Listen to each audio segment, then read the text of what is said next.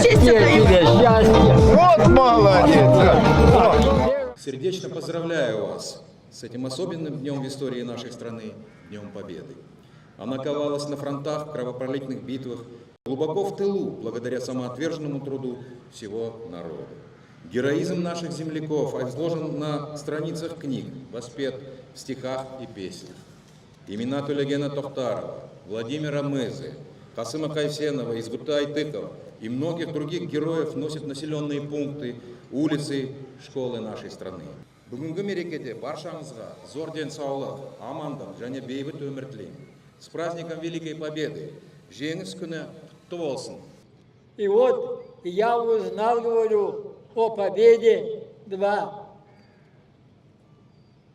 дня раньше. Пока подписали, пока нашли, объявили об окончании войны.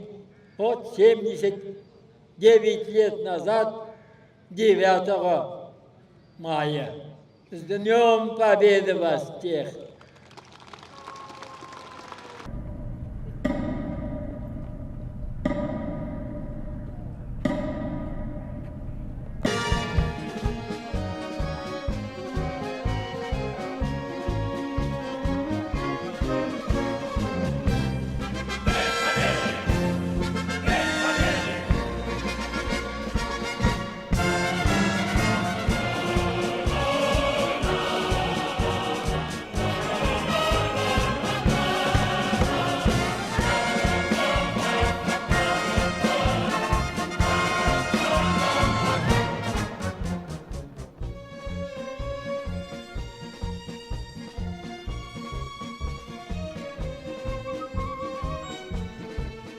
Аня, амандасу Ой, ростки большая, медсестра эта военная.